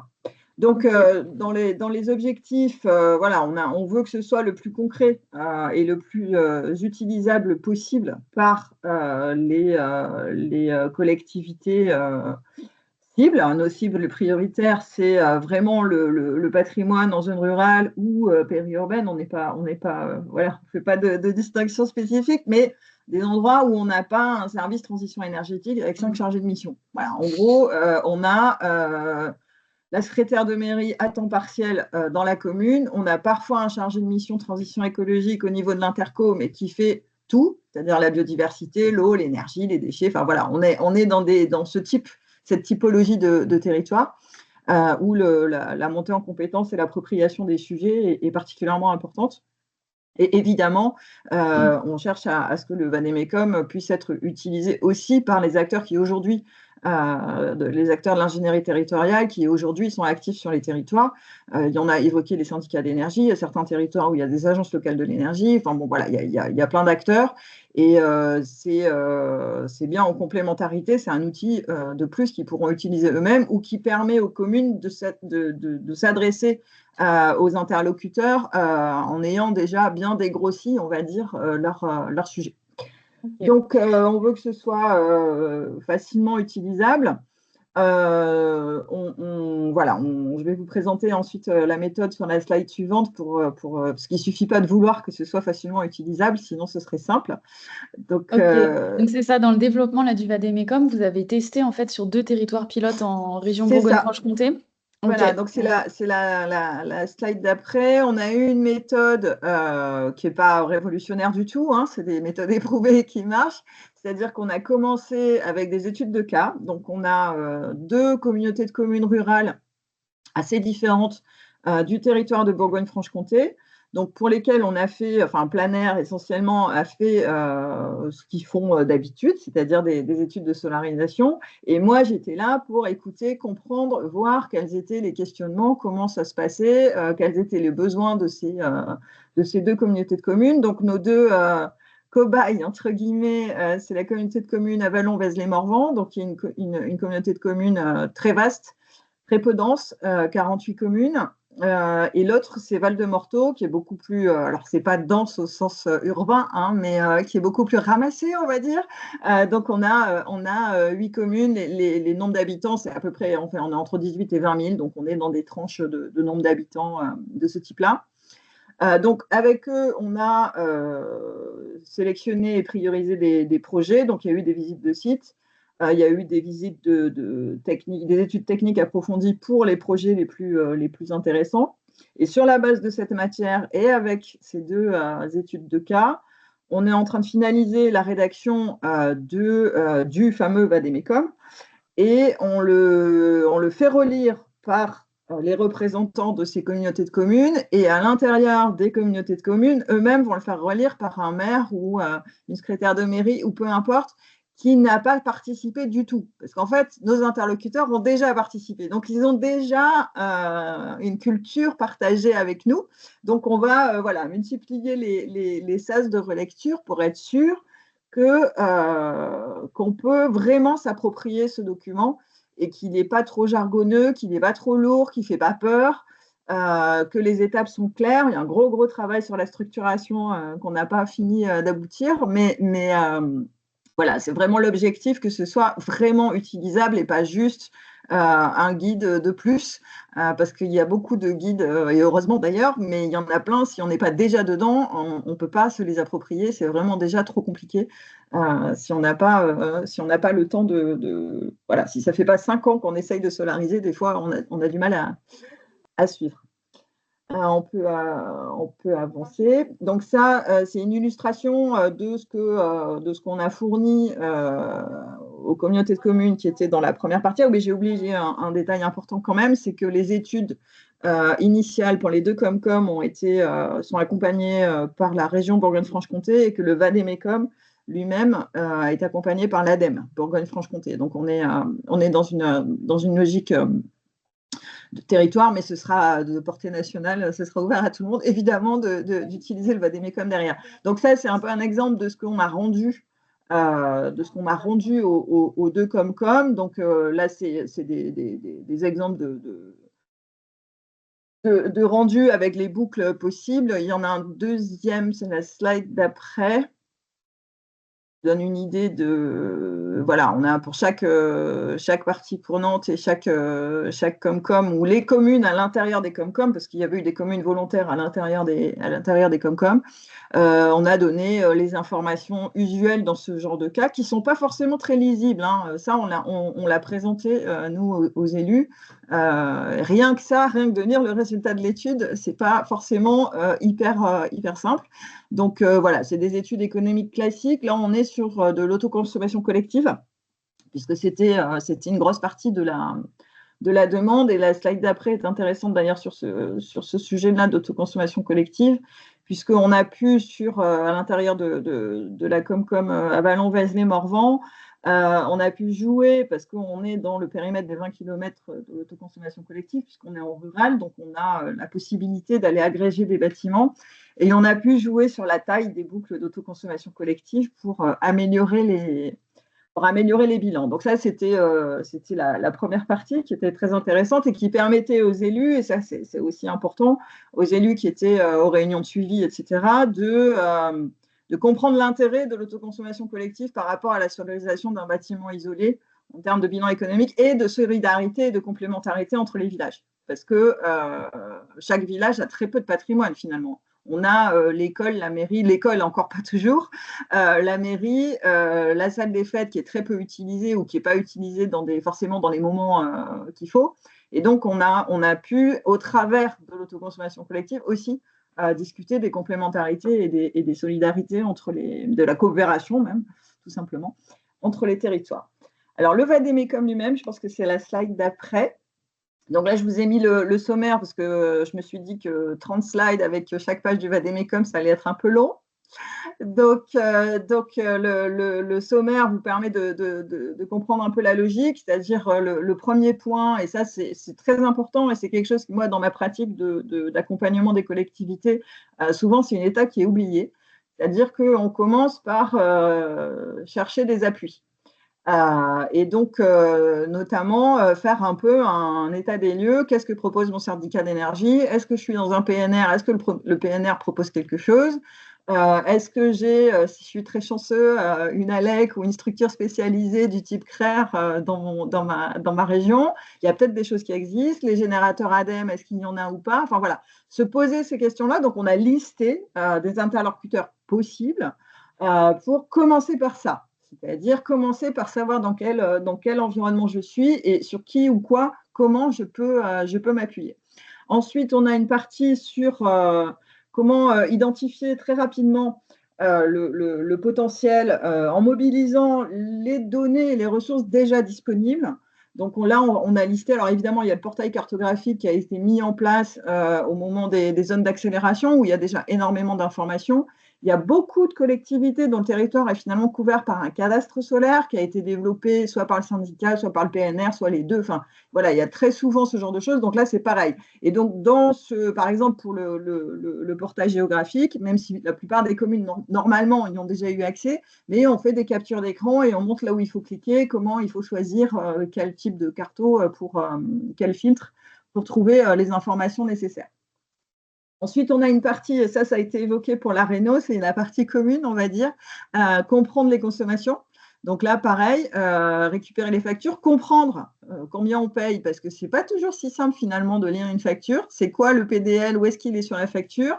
Aller activer son compte, son suivi de consommation en puissance sur l'interface d'Enedis. Donc là aussi, ce n'est pas forcément si simple. Donc on va essayer d'illustrer avec des images et de comment on fait. Parce que dans le cadre de l'autoconsommation, on va avoir besoin de connaître la courbe de charge des bâtiments. Donc, on explique ça aussi dans le Vademecum et comment on va chercher cette information-là. Donc ça, c'est du temps sur lequel, typiquement, un bureau d'études techniques peut passer beaucoup de temps qu'il facture à la collectivité si ça n'a pas été fait en amont.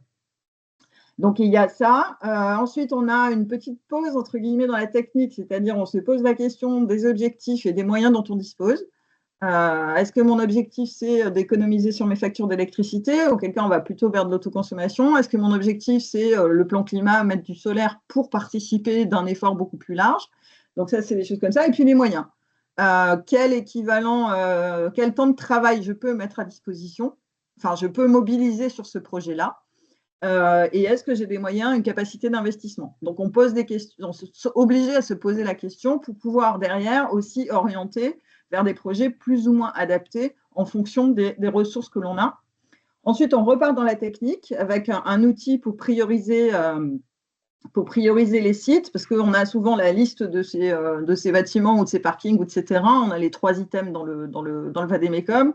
Et donc là, on a des clés, on a un tableur que je vous présenterai après qui permet donc, on va aller regarder l'état de la charpente, le type de toiture, et on va à la fin avoir visuellement des bâtiments verts, des bâtiments oranges, des bâtiments rouges. C'est-à-dire que le vert, ça va être là où c'est vraiment le plus simple et le plus facile de faire un projet. Le orange, ça veut dire qu'il y a une contrainte, qu'elle soit ABF, par exemple, qu'elle soit autre. Ça veut dire qu'il y a une contrainte, et donc, c'est peut-être pas un projet prioritaire, ou en tout cas, il nécessite plus de travail. Et voilà, vous avez ce type de tableur. Donc, ça, c'est une version bêta que personne n'a encore vue. Donc, voilà, vous la gardez pour vous. Donc, en fait, selon vous, c'est des menus déroulants. Donc, vous sélectionnez et ça apparaît automatiquement vert, orange, rouge selon ce que vous avez sélectionné. Donc, on a une première partie où on décrit le site, l'adresse, les coordonnées GPS, parce que ça aussi, il paraît que les bureaux d'études, ils en ont besoin après s'ils doivent intervenir. Donc, on a ce genre d'éléments. Il y a des choses un peu plus voilà, des choses auxquelles on ne pense pas forcément, mais est-ce qu'il y a un projet de rénovation? Parce que s'il y a un projet de rénovation, on ne va pas mettre des panneaux solaires, les démonter et les remettre dans 5 ans. Donc voilà, il y a tout ce genre de choses qui sont à la fois dans le texte du Vademecum et qu'on retrouve dans les catégories. Donc à la fin du tableur, je ne sais plus ce que j'ai d'autre sur le tableur, je crois que j'ai d'autres illustrations du tableur. Voilà, il y a une partie sur les contraintes urbanistiques, sur les contraintes naturelles. Et à chaque fois, on a bâtiment, terrain, parking. Et on rappelle les obligations d'ailleurs légales sur les bâtiments ou sur les parkings. Donc, il y a tous les onglets. Je crois que j'ai encore voilà, et là on essaye, c'est très compliqué de trouver quelque chose qui soit pas totalement faux, mais pas trop complexe à faire. On essaye d'arriver à partir des surfaces de toiture ou des surfaces de terrain, d'arriver à des fourchettes de prix en fonction pour les projets qui sont verts, arriver à des fourchettes de prix, sachant que c'est pas si simple d'avoir quelque chose de très juste parce que il y a plein de raisons qui peuvent faire varier les prix. Donc on garde des précautions là-dessus, mais ça permet quand même de se faire une idée.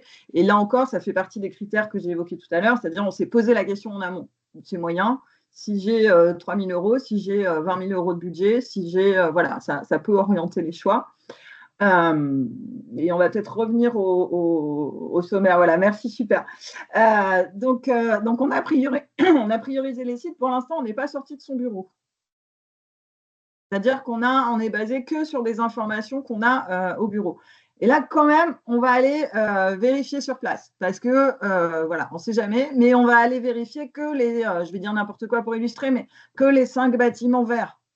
On ne va pas se payer 50 journées de visite pour aller voir 300 bâtiments. C'est un peu la logique qui a été évoquée pour l'Ardèche aussi, c'est-à-dire qu'on a un parc énorme, on ne va pas se payer soit faire soi-même, soit payer des bureaux d'études pour qu'ils aillent regarder 300 bâtiments s'il y en a 200 qui ont une toiture plein nord. Enfin voilà. Donc on a beaucoup éclusé pour aller vraiment à l'essentiel une fois qu'on est sur la visite.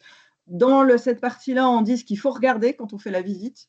Le tableau électrique, où est-ce que je vais mettre l'onduleur, enfin voilà, c'est des choses avec des photos, des illustrations pour faciliter. Et là encore, l'objectif, c'est de pouvoir le faire soit avec le responsable du bâtiment, le technicien qui s'occupe du bâtiment, soit en général, ou même souvent, ça nous est arrivé dans les visites, c'est un élu ou c'est le secrétaire de mairie, en fait, qui connaît bien le bâtiment et on peut faire le tour, on a les clés, on sait où est le tableau électrique, etc.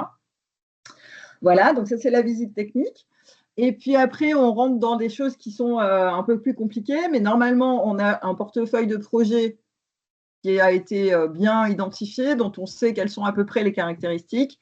Et dans la partie sur les montages, on va regarder avec là aussi des clés, des arbres de décision, des choses comme ça, pour permettre de dire, voilà, j'ai une toiture, j'ai des bâtiments à proximité. A priori, c'est plus intéressant l'autoconsommation collective. Donc, dans les montages, je vais regarder ce que je peux faire en autoconsommation collective selon si j'ai la capacité d'investissement ou pas, etc., etc. Et donc, on va essayer comme ça de guider parce qu'il y a foisonnement de possibilités. Donc, on va essayer de guider avec à chaque fois un montage qui paraît adapté au type de projet et éviter de partir dans des montages très sympathiques mais hyper compliqués pour éviter de sortir le bazooka pour tuer une mouche. C'est un truc qui est quand même un peu la tendance quand on est strictement avec des ressources externes qui vendent des choses extrêmement compliquées. Ça ne sert à rien de créer une société de projet si on veut mettre un 6 kilos sur le toit de la mairie. Bon, voilà, c'est des choses qui sont passées par un tiers investisseur selon le type de projet. Comme il faut financer et payer le tiers investisseur, voilà, ça se regarde. Ce n'est pas forcément la solution miracle. Donc, en fait, on va essayer à la fois de dédramatiser tous les montages, donner des clés, c'est quoi la mise à disposition de foncier, c'est quoi les procédures, mais de manière très lisible. Et en annexe, on mettra des modèles de cahier des charges, des choses comme ça pour faciliter, mais sans embarrasser. Le texte en entier du Vademecum, il fait moins de 30 pages. Voilà, donc c'est un peu l'objectif. Et puis, on a une partie sur la mise en œuvre et le suivi, où là, on va un peu lister les choses qu'il faut faire, les études préalables quand il y a besoin, notamment quand on a des établissements recevant du public ou qu'on a des doutes sur une structure. Il faut faire une étude structure, il faut discuter avec l'assureur, il faut aller voir l'ABF, voilà, tous ces éléments-là. Et puis aussi quelques éléments sur le suivi. On a remarqué qu'il y a beaucoup de toitures solaires dans les collectivités qui ont été faites il y a une dizaine d'années et qui ne marchent plus ou qui n'ont jamais été raccordées vraiment, où on n'a jamais facturé la production d'électricité. Moi, j'en vois. Donc, y compris dans des villes d'une taille importante où ça n'a jamais été facturé. Donc, ils ont produit gratuitement, envoyé sur le réseau pendant des années. Ça, à la limite, c'est le moins grave. Mais très souvent, il y a un truc soit il y a une panne sur le moduleur, soit il n'y a personne qui s'en occupe parce qu'il n'y a pas eu de contrat de maintenance, parce que voilà, c'est tombé un peu. Et donc, ça, on met des points de vigilance là-dessus, sur le suivi, la maintenance. Ce n'est pas forcément très cher, mais c'est indispensable. Donc voilà, j'ai l'impression de parler avec une mitraillette, mais j'espère que c'était relativement clair. Et je ne sais plus si j'ai encore une slide à la fin après les illustrations. Oui, bon, voilà, les prochaines étapes. Alors, contrairement aux autres présentations, à part le travail avec les deux cobayes, les deux communautés de communes, c'est pas encore publié, c'est pas encore utilisé par le public que l'on vise. On est en phase de finalisation pour la mi-juillet.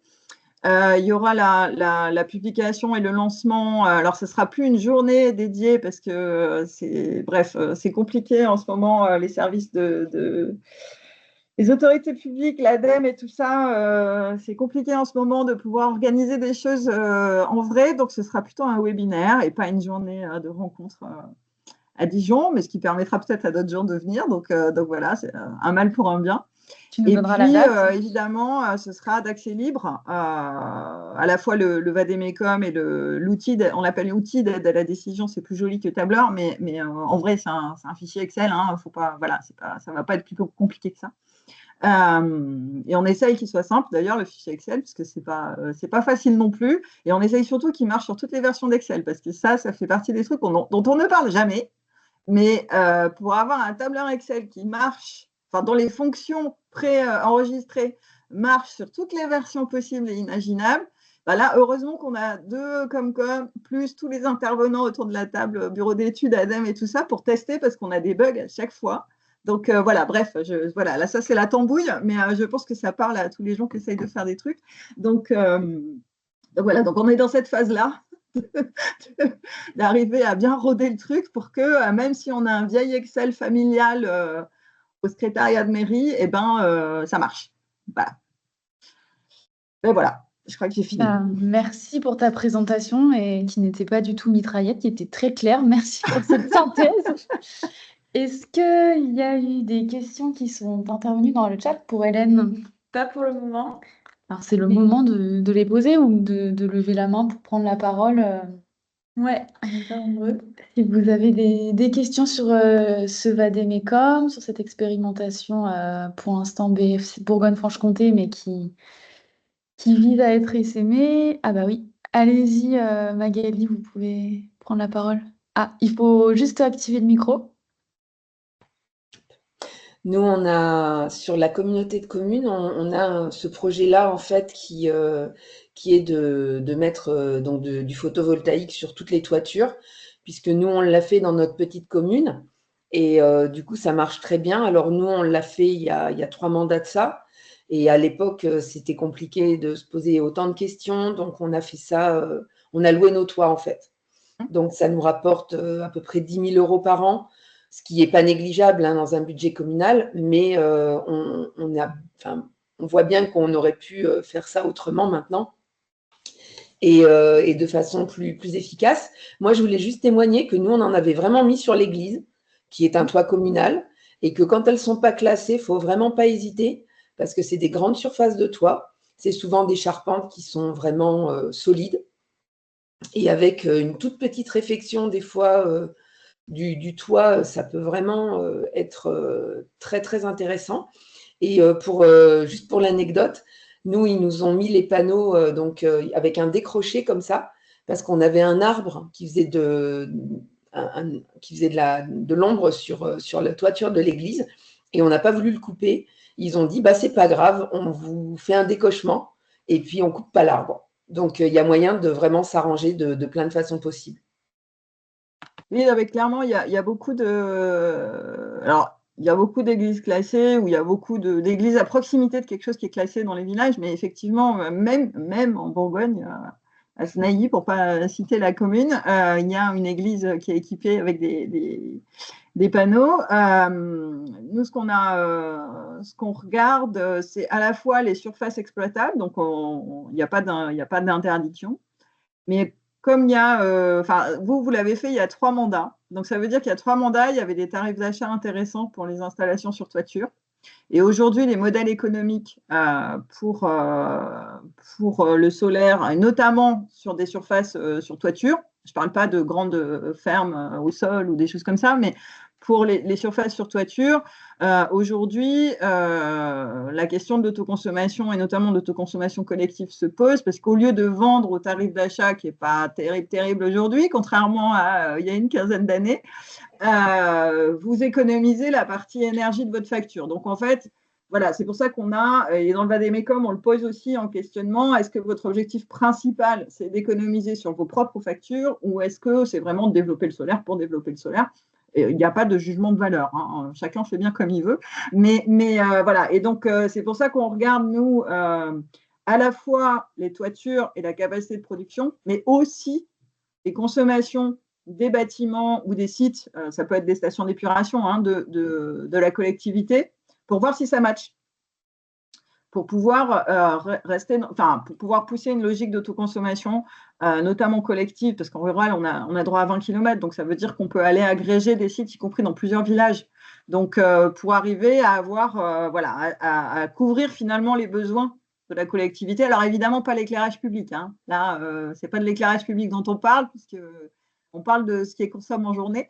Donc voilà, mais parce que économiquement, voilà, la vente totale, c'est encore possible, c'est-à-dire soit de mettre en location la toiture et c'est l'opérateur qui se débrouille, qui vend l'électricité, soit soi-même d'installer les panneaux et de vendre l'ensemble de l'électricité. Les tarifs d'achat aujourd'hui font que, voilà, vous auriez, je ne sais pas si vous pourriez gagner plus aujourd'hui avec votre installation que ce que vous avez pu obtenir quand vous l'avez fait. Ce n'est pas certain du tout. Donc voilà, donc pas de regret. Mais aujourd'hui, il y a des montages qui sont différents, il y a des choses qui n'existaient pas. L'autoconsommation collective, ça n'existait pas quand vous avez posé vos panneaux solaires, qui sont évidemment plus complexes. Voilà. Mais qui permettent d'optimiser et de jouer des complémentarités entre villages. Et ça, c'est quelque chose qu'on a vu dans la Vallonnée notamment, et qui peut être aussi vecteur de coopération et de consolidation de la coopération au sein d'une intercommunalité, parce que des fois, les intercommunalités, elles ont été faites un petit peu artificiellement. C'est-à-dire que la culture de communication, de coopération, elle n'est pas forcément spontanée. Alors, ça dépend, il n'y a pas de... Voilà, c'est variable d'un territoire à l'autre. Mais là, ça peut être un vecteur aussi de coopération utile, c'est-à-dire que tout le monde a y gagné à mettre en commun les bâtiments. Donc, c'est quelque chose qui moi, m'intéresse aussi pour voir comment ça peut faire évoluer aussi les dynamiques internes d'une Comcom. sachant que voilà, ce qui a été dit sur les difficultés de communication des fois entre les maires, les élus qui siègent. Des fois, on a aussi ça, hein, c'est pas forcément les mêmes qui siègent au conseil communautaire et qui sont maires, donc il y a aussi parfois des gaps de communication. Et voilà, donc c'est des choses qu'on l'on voit effectivement quand on accompagne des collectivités au quotidien. Il y a plein de choses de ce type-là qu'on peut observer. Mais l'idée, c'est que ce soit accessible. Donc voilà, et qu'il n'y ait pas besoin. Alors, si on a un conseil en énergie partagée, si on a des ressources, si on a des chargés de mission TEPOS, évidemment que c'est utile à tout le monde. Voilà.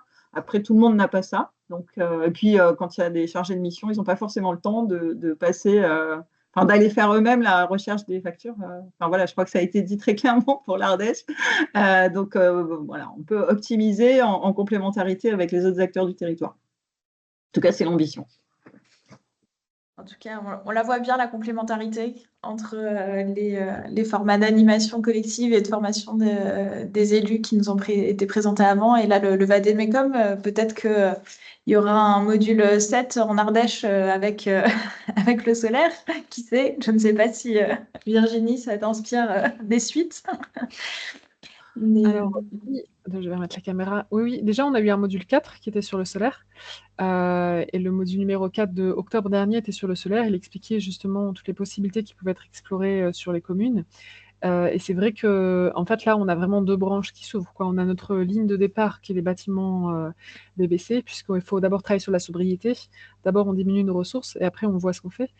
Mais effectivement, il y a ce second canal en fait, qui se développe sur développer du solaire aussi sur les toitures des communes. Et il y a beaucoup de choses à faire là-dessus. Donc, merci pour ces retours intéressants de notre territoire. Est-ce qu'il y a d'autres questions parmi les participants? On vous transmettra bien sûr le Vademecum quand il sera sorti. Tout sera mis sur le site. Et ben, si on n'a pas, moi j'en ai une pour nos personnes qui ont témoigné. Est-ce que le fait de s'initier, de se former à la transition énergétique, à l'analyse de ses factures, etc., on a dit que c'était pour le patrimoine communal, mais est-ce que ça a des conséquences bénéfiques pour vos logements voilà, est-ce que ça irrigue la sphère privée? Oui, c'est sûr que ce qu'on apprend, on peut aussi le mettre en application chez nous. Et ça, c'est toujours plus que du bénéfice. Oui, c'est sûr que c'est très intéressant aussi pour soi. Après, nous, en Sud-Ardèche, on a un peu la problématique des maisons en pierre où l'isolation extérieure est très mal vue. Donc, c'est vrai que quand on a une maison en pierre, on n'a pas forcément envie de la faire recouvrir par autre chose. Mais c'est intéressant de plein d'autres façons parce qu'on se rend compte déjà que de changer des fenêtres, des portes, de faire un petit peu d'isolation dans des combles ou enfin, il y a plein de leviers en fait qui peuvent permettre d'améliorer les choses, même si on n'a pas forcément des moyens d'une commune où c'est de toute façon intéressant de se former. Et ben, je crois qu'il n'y a pas d'autres questions. Bah, merci à toutes et tous pour vos retours d'expérience, vos témoignages. Et puis, s'il n'y a pas d'autres, je pense qu'on va pouvoir vous laisser. Oui, on va pouvoir aller déjeuner un peu plus tôt. Merci à tous les intervenants, intervenantes.